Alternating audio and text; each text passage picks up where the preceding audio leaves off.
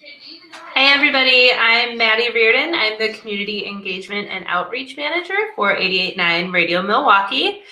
For those of you who aren't familiar with Radio Milwaukee, we are a nonprofit, non-commercial radio station with the mission of creating a more inclusive and engaged Milwaukee through music and stories.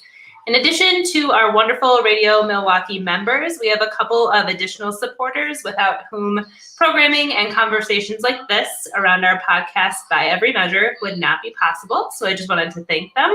The Brico Fund, the Argosy Foundation, and the Zilber Family Foundation. Our By Every Measure Ask the Expert series is just one tactic we're using to get people talking about systemic racism and how we as individuals and organizations can use our collective power to dismantle some of these systems and to educate our networks on these topics.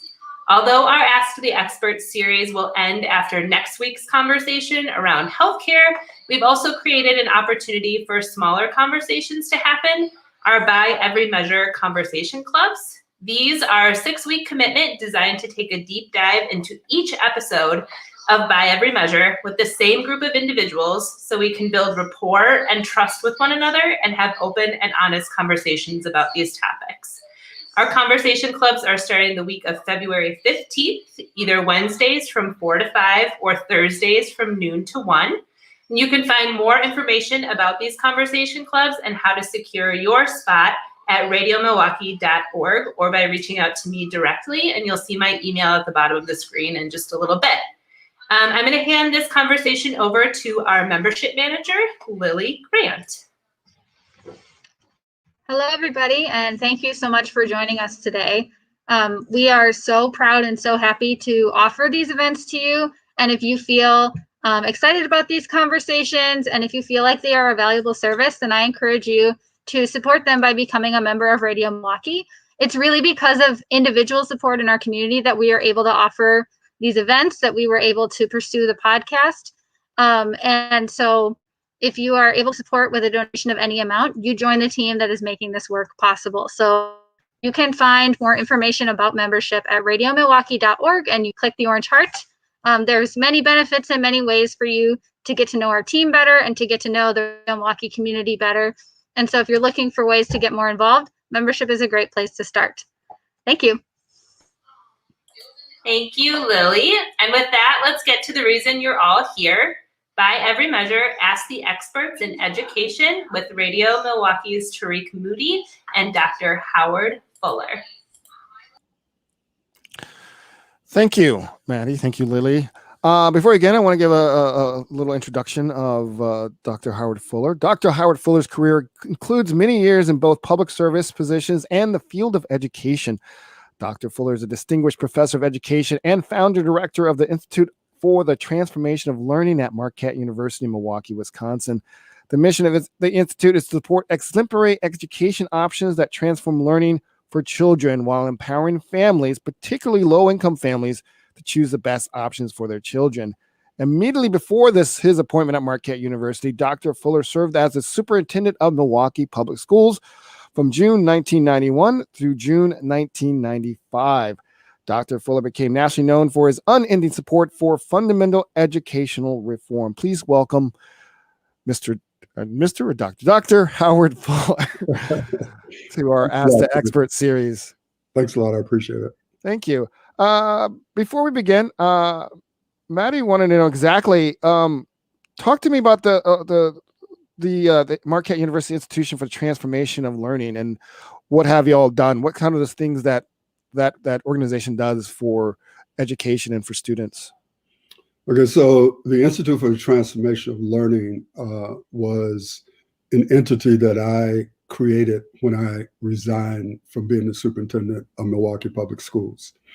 And so in 1995, Marquette gave me the opportunity to create my own institute. And all an institute is on a college campus is whatever entity you use to do the work that you want to do. And Marquette was, gracious enough to allow me to create that institute. And so the work that we did a lot of stuff over the number of years, but essentially what we did is at one point we served as an incubator for people who wanted to start new schools in the city of Milwaukee, either private schools or charter schools.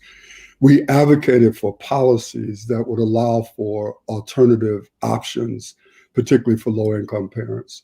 We used the Institute as like a way for me to create new organizations.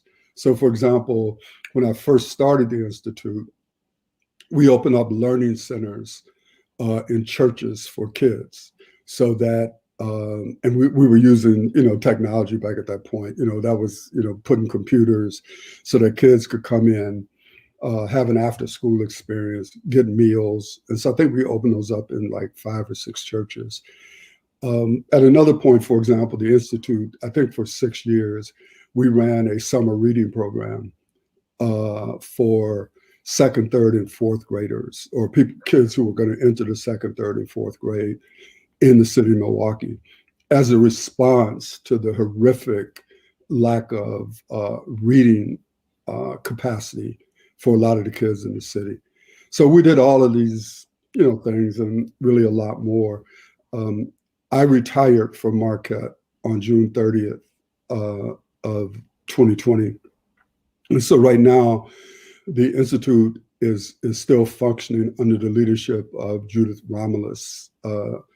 But for those 20 plus years, Marquette gave me that opportunity through the Institute to do the kind of work that I just described. Thank you.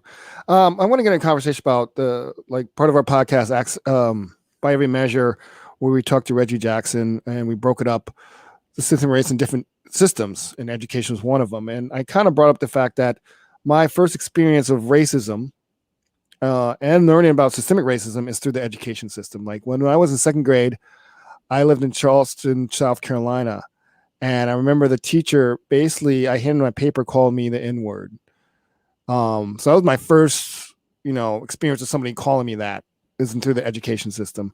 Then down the line, we moved back to Atlanta. I grew up mostly in Atlanta. My parents got in a little argument of where they wanted me to go to school. My mom wanted to go to the white schools because they're better education. My dad wanted to be more surrounded by people that look like me in Atlanta. My mom won out. I ended up going to a predominantly white school. I only had 8 blacks in my class. My graduating class in 1991. And, the school was ranked high. And I realized there's issues. That's what I started learning. There's this thing of systemic racism issues in education. So my question is, that was 30 odd years ago. What things have improved since then, since in the world, since 30 years? And what still has remained and has unchanged as far as when it comes to systemic racism in education and in our schools? Well, first of all, Tarik, that's a very difficult question to answer because systemic racism has so many different manifestations, not only in education, but obviously in the country. And the first thing you have to start with is that school systems are a subsystem of a country that is racist. And so it's very, very difficult for you to have a racist country and a non-racist part of that country. And so to answer your question, I would say you'd have to divide it up in terms of which aspect of how racism functions in education are you getting at. So for example, you talked about the whole issue of integration versus all Black schools, for example. And so you can go back to Brown versus the Board of Education, Brown 1 in 1954, Brown 2 in 1955.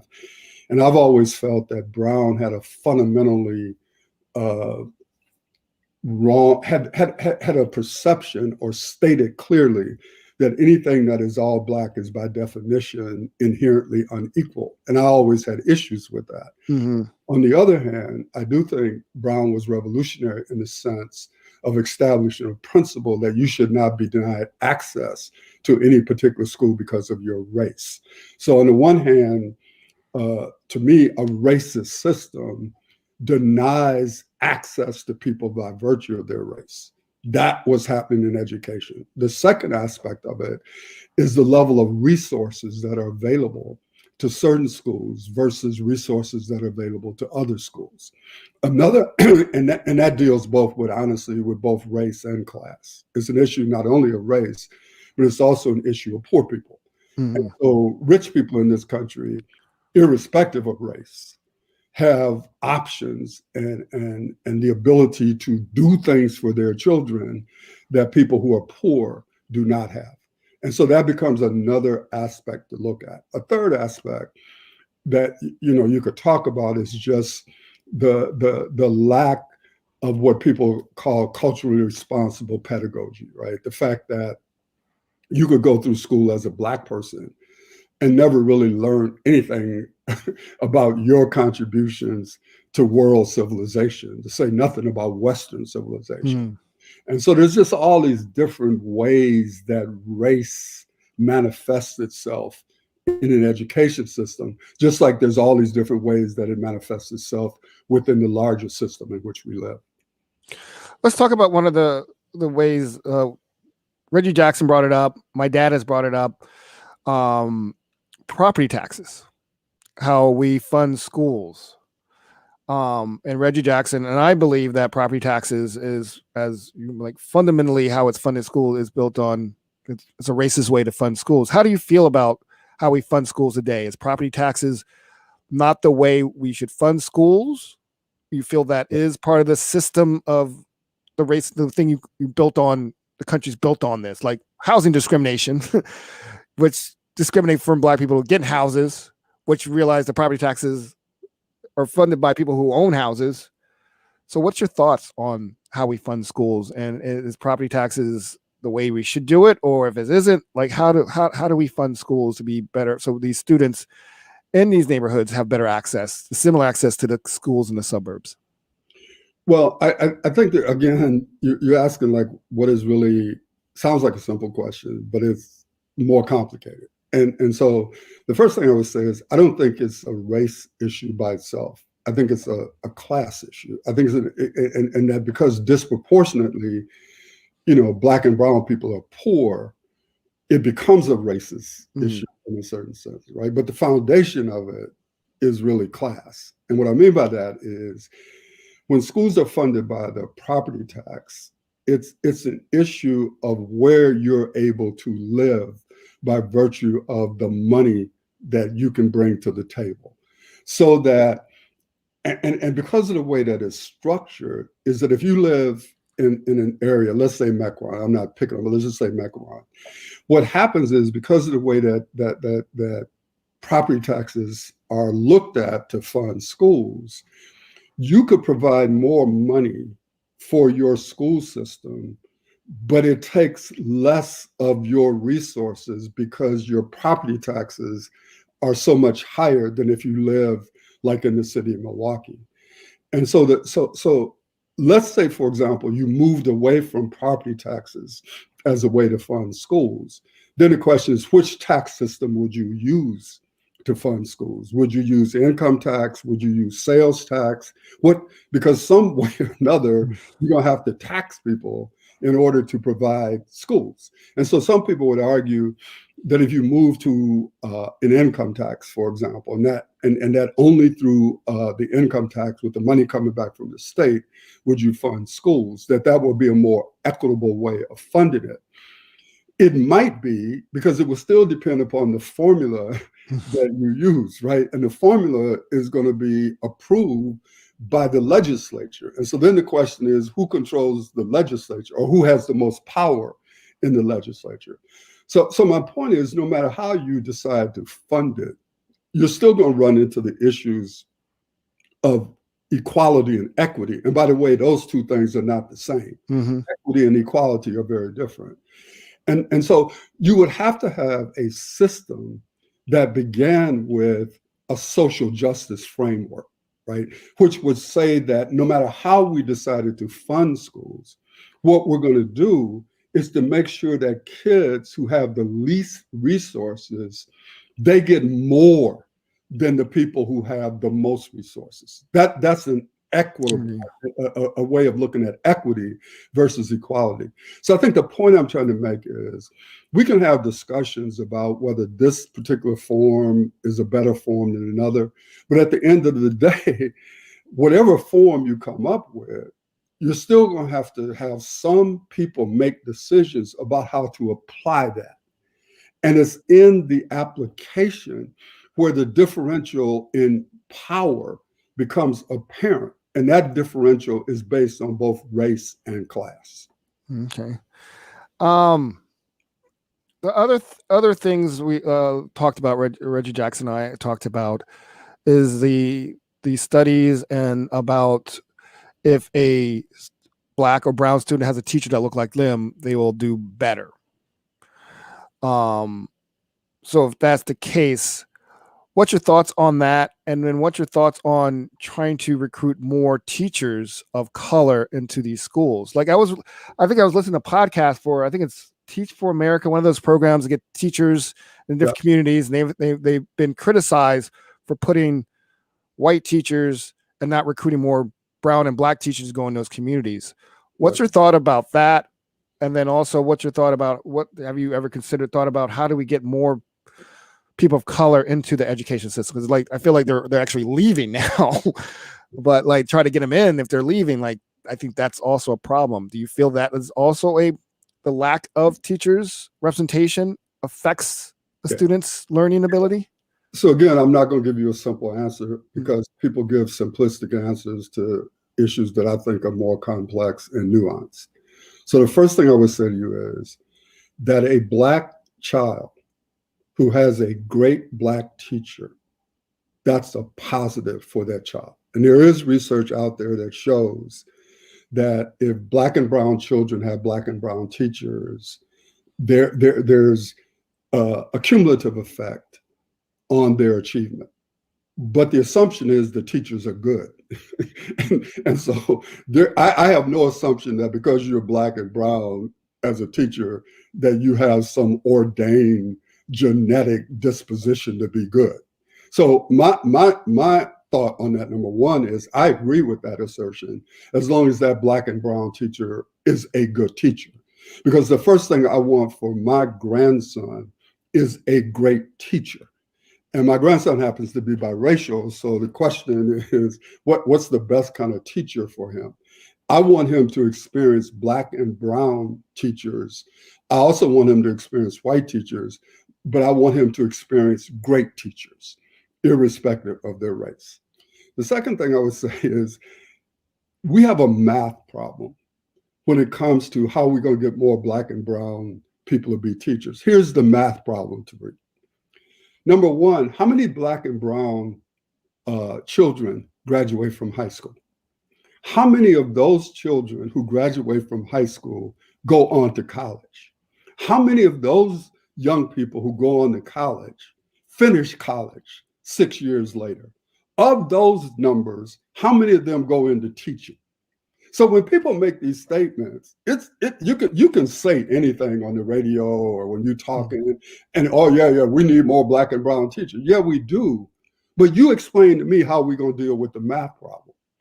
The second thing that's a problem that people got to understand is that prior to the civil rights movement, the only real professions that were open to Black people teaching and preaching. And maybe the post office.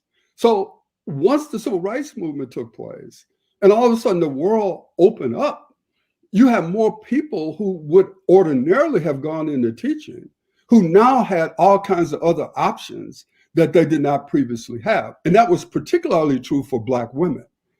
So that my point is that when we say we need more Black and brown teachers, yeah, but what's the strategy to do that? Given what I just said, and also given the pay differential that exists between teachers and other professions in our society, right? So again, Tarik, unless you're willing to look at this in a holistic way, all we're doing is talking, man. Yeah, we need more Black and brown teachers, or TFA ought to recruit more Black teachers. First of all, most people who say that have no idea the recruitment practices of TFA. Don't know how hard TFA actually worked to recruit Black and brown teachers. It isn't that they don't have them because they didn't go out and try to get them.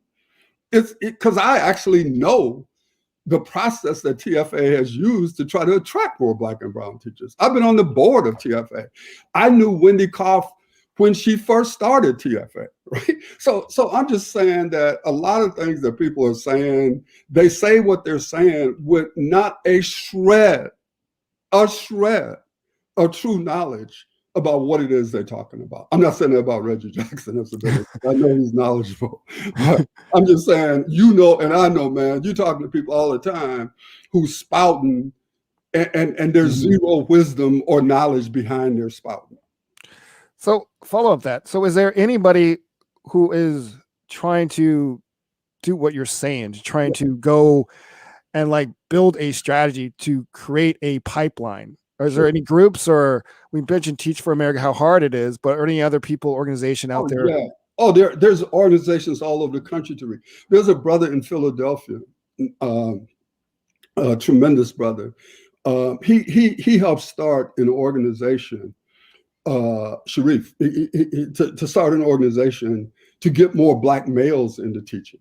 There's a brother down at Clemson, I think, who's been working in the vineyards for years to get more Black men to teach in elementary schools. There are new organizations that formed, like I helped form one called the Black Teacher Collaborative. And our focus was trying to keep those Black teachers in schools. You kind of mentioned it in kind of moving on, like how many teachers we lose. So even if you have a great recruiting strategy and we come up with other ways to get more people in, what good is it if you're getting them in and at the same time they're going out the back door, right? So you have to have a broader strategy. And there are people in this country who are working on that very issue, who are developing teachers, using alternative forms of certification, trying to support those teachers. So yes, that work is going on. But you still run into the same math problem that I said. So one of the things I've been saying to people is we need I read this book called New Power, and it talks about, old power, new power. And one of the things that it says is when new power comes into being, you shouldn't just throw out everything that's old because it's old. So one of the old things that used to work was Future Teachers of America, right? So my argument is we need to go back and in middle schools, begin to talk to kids about being teachers. And just let me end with this part of it to show you what a difficult task this is going to be. I was doing a seminar, workshop, or whatever, for probably about 300, mostly public school teachers down in New Orleans a couple of years ago. And I asked the people in that room to raise their hands if they wanted their children to be teachers. Less than 5 people raised their hand. And so what it tells you is that we've got a significant problem in terms of getting people to see and view teachers in a positive manner within our society, right? And I've been accused of not supporting teachers. And it's not true. I don't necessarily support the systems that teachers are working in. But people consider any criticism of a system a criticism of the individual teachers, which is not the case. So I believe that teachers do need to be paid more, better. I think they need to be more respected. I think they need to be treated as a profession in the way that we think about doctors, lawyers, and et cetera. Mm-hmm. Because I think unless you do that, Tarik, it's going to be hard for people to convince folks they ought to go into teaching. And on that note, I keep bringing my dad because I love my dad, but he also said, and it's going to lead to another question about the private sector, that he would like to see more people like myself and other people in other fields in the private sector come into those schools to help with some of the education of like kind of real life education, business application. What's your thoughts of that kind of tactic, that strategy? Yeah, I think it's always a good thing to bring people in different professions to talk to our kids, right? I mean, people have these career weeks and stuff like that. But I think it's good to go in not just on a week like that, but on a regular basis. You can tutor kids. You can provide opportunity for kids to see the kind of work that you do. So yeah, I think that those things are very, very important. And there are many, many schools who reach out to people to try to take advantage of those possibilities. I mean, we do that at our school. There's a brother, Rashad Reed, his name, works at an engineering firm here in Milwaukee, who came in and helped our kids get involved in robotics and actually work with them, to develop their robotics project and get involved in robotics competition. So there's all kinds of possibilities for people to come in and help schools. And I was just thinking like more on the kind of a mentor basis, like actually have a long-term, as you said, like you have the career weeks, but it's sort of a ongoing relationship. And that leads to my next question about roles and responsibilities of different sectors. There's a government role in schools, but what's the role? I know this is a big question, complicated, like try to simplify it as much as it's hard. The private sector, corporations, what is their responsibility in addressing these issues that you bring up of class and race and helping it? Do they have a responsibility? If so, what would you tell a CEO of Netflix or Northwestern Mutual or whoever, what their role and responsibility into improving or helping close some of the gaps, the learning gaps, the digital gaps, or whatever? Like what things you think, what would you tell them they need to do if they need to do anything? Yeah, I think, again, corporations are easy to beat up on. I mean, business community, whatever. So, but I want to try to look at it in this way. You talked about who pays for schools. Like one of the things is to look at what is the percentage of property tax that is paid for by businesses in the city of Milwaukee, right? People kind of go over that, right, when they decide to attack business, right? The business community pays a significant percentage of the property taxes that are used to fund schools and other services in a city. And if you don't think that that's important, look at cities where businesses have left. And then you look at, well, what is the tax base that people have to, pick up the garbage, do all kinds of things? Because that tax base isn't just homes as property, it's also business as property. So let's start with that. The second thing, obviously, is many corporations set up foundations or they give to various nonprofits, and some of them give money directly to schools or to school districts for very specific projects. I think that those things become important. But the internships that corporations can provide, I know Cristo Rey, for example, as a high school, is built on those types of internships. We do some of it at our school. So opening up more intern possibility for school kids is really, really important. So I guess what I'm saying is there's the tax contributions that businesses make. There's the kind of donations that they can make to various organizations that support schools or make those donations directly to schools. The types of internships that they can provide for kids is important. And then a fourth thing is, and some businesses actually do this, is to give parents time off to actually go visit their school, so that they build that into the package that they offer people who work for them, that you will have time to actually go visit your school with your children. And so I think, and there are other ideas out there, but that's at least 3 or 4 that I would put on the table. Okay. Let's go back to talking about, why we have schools, the kids. Specifically, I want to talk about discipline and environments, especially where race and class, the schools, is different in how they're treated. You had topics about police. Recently, you had a video of a young girl getting slammed by a cop at school, a young girl putting a cop maced black. Maddie here asked a question. One, it seems like schools are becoming, specifically schools I'm just talked about, are breeding grounds for trauma. A lot of issues, health. We can go deep into that. How could, you can't really teach when someone has to deal with trauma. You can't learn. How can we remedy this? How do we get to a point where we address this and attack it head on? Because I feel like if a kid is dealing with worrying about a police officer or worrying about what's going on at home or worrying about a lot of things, that education becomes secondary or not even in there. Right. So let's speak specifically first about the 9-year-old girl in Rochester who was pepper sprayed. Right. My view is that begins with the fact that these people don't see us as human. I understand that children get out of control. I know that. I've experienced it. I've been a part of trying to get a child, quote, under control, who's out of control. If you listen to that little girl in Rochester, she was calling for her father. She was like, I want my daddy.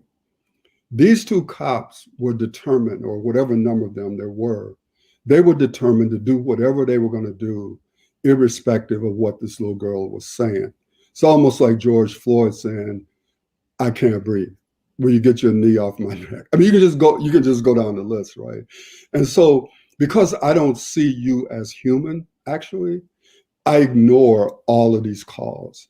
I don't, it's hard for me to see this happening, although it might in this country, is to have a little white girl that's 9 years old who's calling for her daddy to be dragged into a police car and be pepper sprayed. It's hard for me to imagine that. And I do believe if it did happen, the price that these people would pay would be so much more than the price that these people are going to pay.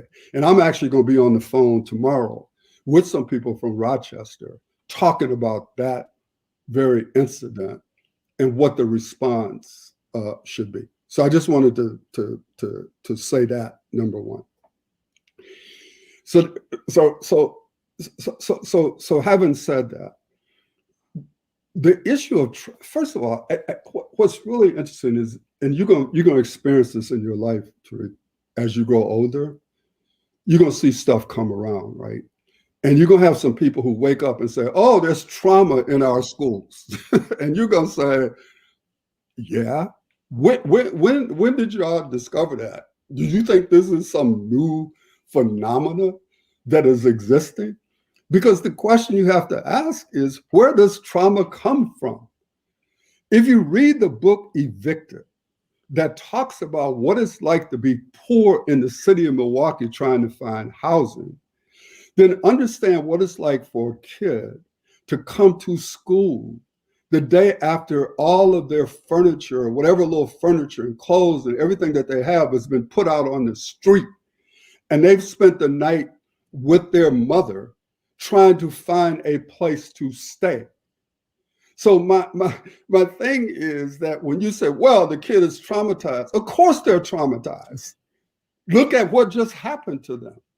Think about the number of young girls, and people don't like to talk about this, who are being sexually molested in their homes by mothers, boyfriends, brothers, cousins. And then they come to school every day. Of course, they're going to be traumatized. So you need two things. Number one, if it were up to me, every high school and middle school in the city, and to the extent elementary school, would have people in that school who are capable of trying to help kids work through the results of coming out of situations that have traumatized them. But the second thing, Tarik, is I can help you work through it, but if I'm going to send you right back to the situation that caused the trauma in the first place, how's that going to work? And so what we always end up doing, and it's what we have to do, because you do whatever you can to help, right? But the reality is, because we're not able, willing, or whatever it is, to confront the reality of how, what it's like to be poor, to be Black, and to have people relate to you and deal with you in a certain way because of that. We're always on the back end talking about, okay, how am I going to help? How am I going to help you feel better? This police officer just pepper sprayed you and you're 9 years old. how am I going to help you feel better? Instead of saying, how am I going to make sure that this does not happen to a 9-year-old again? You see what I'm saying? Mm-hmm. So the question is, you want to deal with trauma on the back end. But unless we're going to be willing to deal with trauma on the front end, you're just going to keep repeating it over and over again, because you'll keep sending people back into the cause of the trauma without addressing that.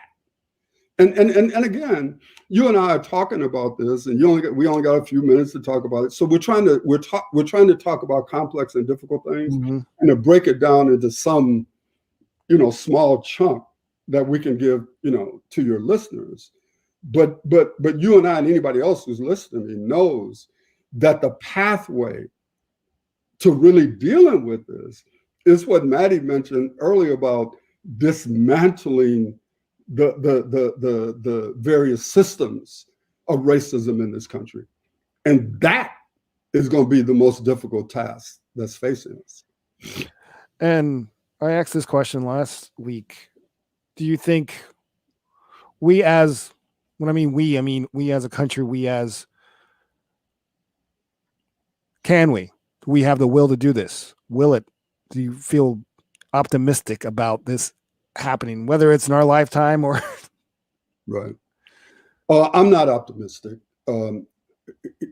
but people shouldn't listen to me, because so let me explain why I'm not optimistic. But also let me say this, and I've said this over and over again. I always have to say this. I am not optimistic, but the fact I'm not optimistic is not going to stop me from getting up every day to fight.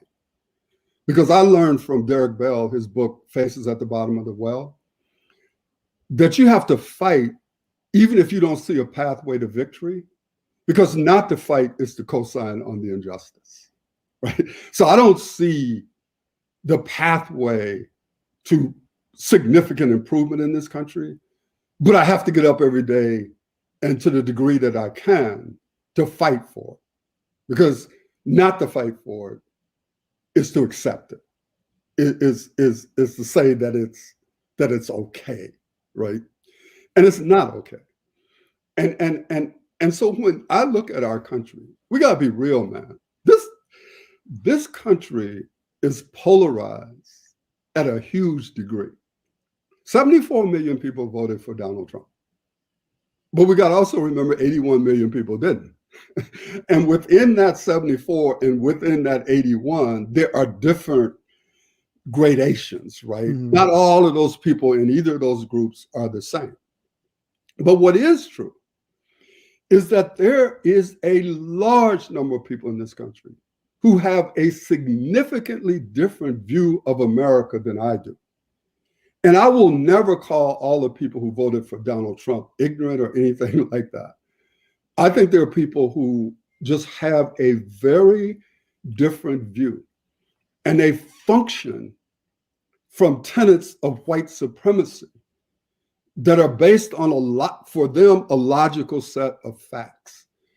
And so I go at this with the reality of there is no common political will in this country to deal with the issues that you and I are talking about.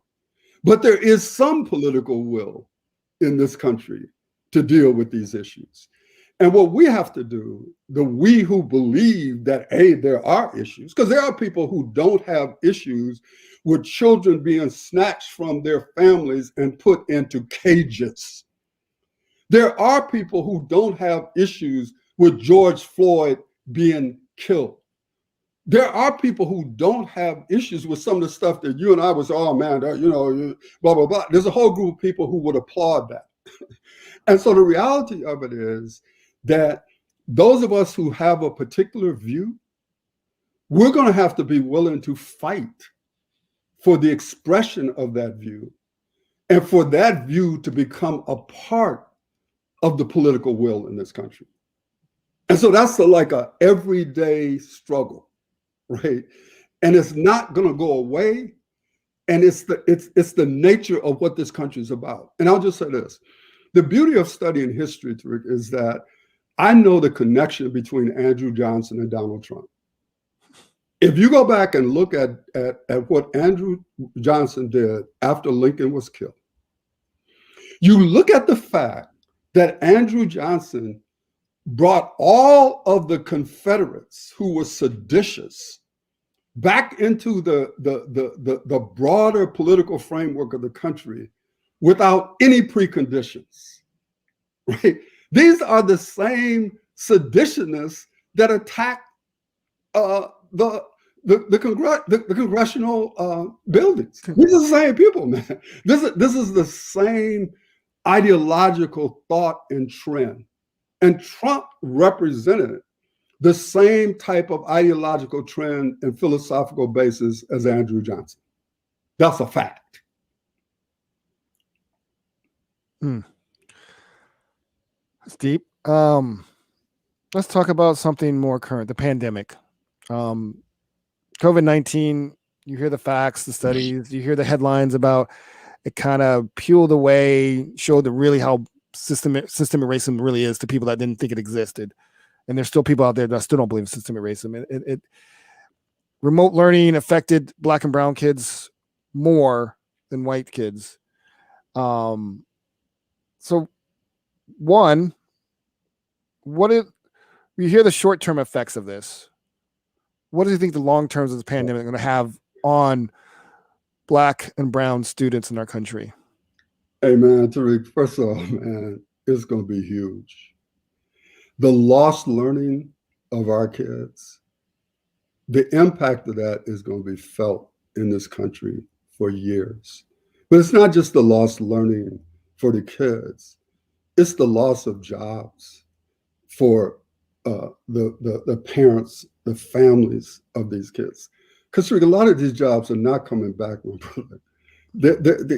And so all you got to do is know that in any society where it is bifurcated by your level of access to resources, anytime something like a pandemic hits, the people who were already the most oppressed, on the other side, they're going to still be the most oppressed, but they're going to be in a worse predicament than they were before this happened. And so we're going to pay, we being our communities, we're going to pay a price for that for a long time.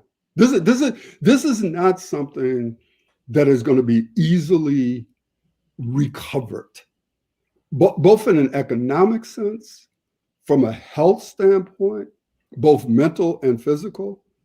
So I'm saying, brother, get your seatbelt on and buckle up, because the impact of this over a long period of time is going to be huge. And trying to figure out how to dig out of a hole that was already deep, but that is now deeper, it's going to take an extraordinary amount of political will in order to do that. And what I would say to Black and brown people is that you better be in a mode of self-determination, because Superman ain't coming to help us. That a lot of our response to this is going to be things that we figure out in terms of how to help ourselves, how to try to help our own children, how to help our own families, right? That people got to be like really clear about this. The other thing I would say is I'm fortunate in a certain sense, and this is what I mean, is I'm 80. I just turned 80. And so— Happy birthday, by the way. Yeah, thanks a lot, man. So I was like, because people say, how are you going to take the vaccine? I'm like, hey, man, like when they call my name, I'm first. I'm going. I understand that people got these issues, this and that, right? So I got the first dose of the vaccine, and now I'm scheduled for the second dose. But what I know is there are literally thousands of Black people out there who ought to get this vaccine, who don't even know how to even access it. Mm-hmm. And now, like they've run out of first doses, at least, my provider. So they're no longer making appointments at this point in time. And so even the potential remedy or the thing that could help us, once again, that is not going to be dealt with in a manner that is equitable, right? And so at every stage of this pandemic, the way that it has impacted the people with the least amount of resources in this country is just heartbreaking, man. You know what I'm saying? It's just, you see it, you know it, and you're almost helpless to do anything about it. At a minimum, we at least need to raise our voices to say that this is not being done in the right way, because the impact on our communities and consequently America is going to be enormous going forward. I know we're talking about health next week, but I was watching a news report about this, and they were interviewing a Black couple and asking, like, do you know how to get the vaccines? Like, no. And like, the reporter says, hey, there's a website, like, we don't have computers to access. And this comes to the conversation, my passion and my belief of ways I feel like I can make a difference is the digital divide, tech. What thing the pandemic also done is expedited tech, expedited people making money in tech, right. But the people being left out of that opportunity, and especially whether it's remote learning, remote work, right. Mostly Black and brown people. And I also learned, one, I know you're a big proponent of charter schools. A woman I interviewed for my podcast, Lita Mallett, of founding principal of Milwaukee Excellence Charter Schools. Like, she is amazing woman doing some amazing things. Like, one, she's trying to quadruple the amount of Black students to take the AP computer science exams. I mean, what's your thoughts on that tech in the many forms, whether it's entrepreneurship, whether it's jobs, careers, that could really help make a difference in some of these issues? I mean, it's the same with every aspect of the society that we're trying to figure out how to access, right? I mean, you're involved in media, you're involved in how to use certain forms of technology to get messages out, to advance yourself economically. I mean, there's all kinds of things that are going on, right? And so to a certain extent, this is how I view the thing, man. Those of us who have access to stuff, we got to try to help those of us who don't have it. It's a fairly simple premise, right? Is that, like, for example, as soon as I found out about the vaccine, I started calling and emailing and texting people that I knew to say, do you know anything about this, right? Because I feel like once I get knowledge of something, it's very, very important for me to try to spread that knowledge, as far as I can, because even if I can't do anything, I can let you know that something exists, right? Because you might not even know it. So I feel that is the most basic thing that we can all do, is that when we get access to information or access to new tech, whatever it is, to try to spread that knowledge as wide as we can. The second thing is that, I don't know how else to say this, Tarik. There are those of us, Black men, women, who get into rooms that the rest of our people will never get into. And a lot of us get into those rooms and we just happy to be there. You know what I mean? You sound like my dad. We had conversations about this. Yeah, I'm just happy that the white people invited me in here, right? You ain't gonna do nothing. You ain't gonna say nothing. You ain't gonna try to bring nothing out of that room that will help our people, because you want to try to be the HNIC, and you want to try to hoard that knowledge, right? And you want to be invited back, and so you scared to say anything because you think if you say something, they may not invite you back. Mm-hmm. My thing is, what good are you, right? If you ain't gonna say nothing, it don't help us that you got invited into the room. It only helps us if you say something. if you try to advance something in that room that will help those of us who can't get into the room. And I understand all the time, man, that when you do that, people will never know that you did it. It's not important that people know that you did it. There'll be some people who'll be mad at you for even being in the room. That's the weight you take for going into the room. But your job, once you get in there, is try to get something out for the people who will never have access to that room for whatever power might exist in that. And that's sort of how I approach, my role in all of this. Sounds like, are you familiar with Clarence Avant? No. The documentary Netflix called Black Godfather. He was basically doing yeah. He was basically doing exactly what you did. He did this for like Andrew Young, Hank Aaron, got Hank Aaron response. And people, the joke was like, how did he make his money? Like all he did was get into these spaces and brought people into those spaces with him. Right. I know we're getting away from the education, but that's fine. I think this is an important conversation to have. The final thing I want to talk about, and we got a few more minutes.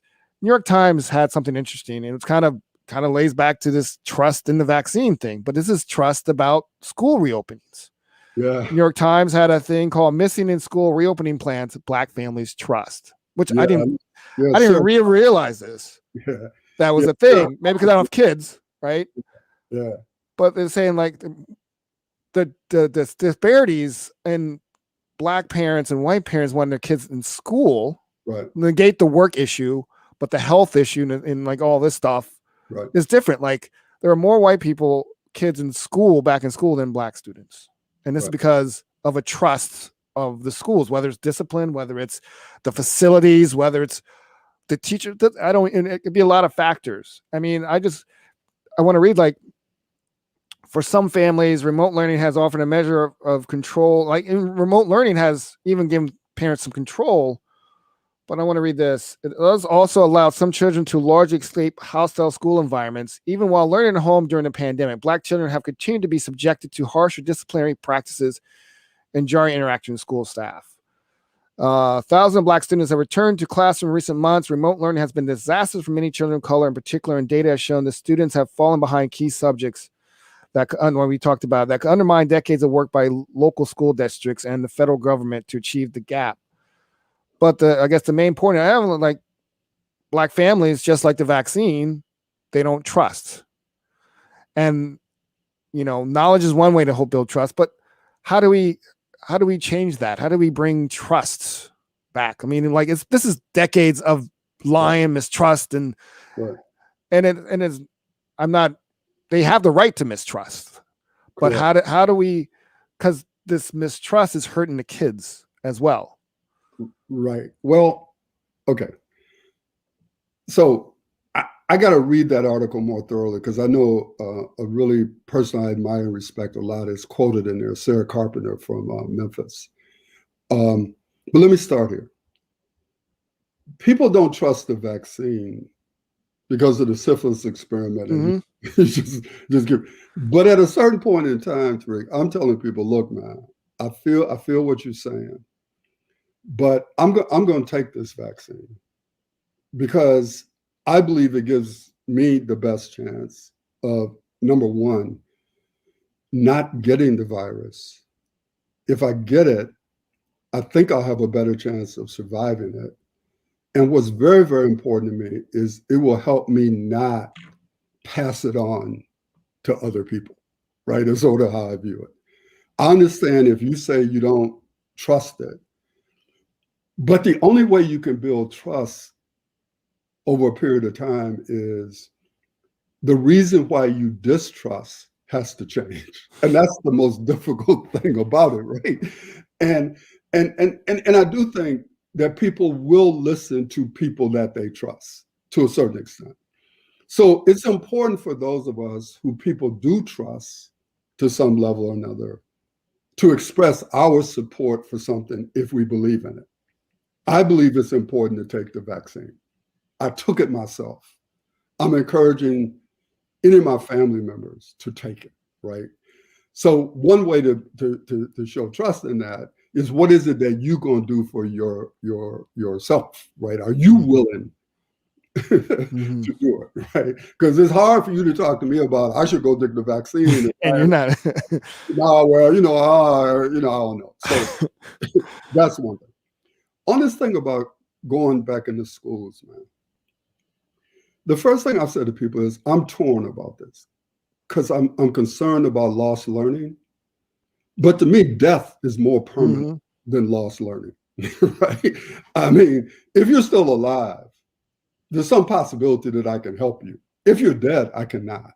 And this issue for our community isn't just the kids learning, it's the health of the adults, not only in the school, but the people who drive the buses, the people who serve the food. It's not just the teachers. And because the pandemic has hit our community so much harder, you talk about the trust issue. It's hard to trust people who tell you it's okay if the same people told you you should go vote in person during the pandemic and it's safe, and your ass is standing there with a full, with a mask, with gloves. I mean, you see what I'm saying, Tarik? In other words, it's hard for people to trust people who do things like that over and over and over again, right? It isn't just it just happens once in a while. It happens over and over and over again. You tell me to trust you that it's safe, but I'm seeing a relative of mine die because they went back to the school, they got COVID, and they died. So I'm torn on that issue, right? Because I want our kids back in the school as quickly as possible, right? But I don't want them or anybody that's going to be connected to them to be in an unsafe environment. And Tarik, I'm not a person who believes that one death, that's just the price of progress. You know how people say, oh yeah, well, maybe a couple people are going to die. Well, yeah, but what if the couple people is you? What if the couple of people is your mother, your sister, your father, your uncle? It's a different thing, right? And so when people say things like that, oh, like, well, maybe a few people are going to die, they're not talking about them dying. They're talking about you dying. And so I don't have a good response to that, man. I want our kids to go back, but I want everybody to be really safe, man. And unless you're going to provide the resources to make sure that happens, why should we roll people back up into school like that?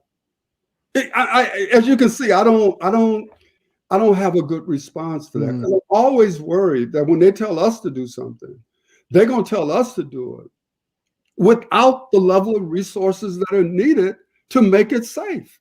Because we know that there are schools out there, man, that have rapid testing. Yep. They got all kinds of like help for anybody who experiences problems. They've got enough space, they got enough masks, they got enough everything so that it is safer for them to be back. But they'll send us back, man, without all of those resources. And that's what I worry about. Well, time's wrapping up. I appreciate your candor. I think we need more of that candor in our society and in these spaces. Because I feel like, as you said, people, when they get into certain spaces, they're just happy. They're too scared to say what's really what they care about. And I think we need more people like you. So I appreciate your time to speak to me and speak to our audience here on 88.9. It's a lot of education and a wealth gap, but one of the systems that really close to me, and just the stuff you're saying is really, I try to be optimistic of a lot of this stuff, but I keep seeing the data and the facts and the history, and it's just like I'll do my best, but I don't know if this is going to change. But I appreciate your efforts and your work in our community. So thanks for taking the time to speak to us. Yeah, I really appreciate the opportunity. Hope you have a really good day. Thank you so much to Dr. Fuller and Tarik for this extremely important conversation and for helping us to continue to spread knowledge throughout our community. Thank you all for tuning in today, and remember to join us next week at this same time, same place for our 5th and final conversation in our By Every Measure Ask the Expert series centered around systemic racism in healthcare with Dr. David Ansel, Darlene Hightower, and Aisha Jacko.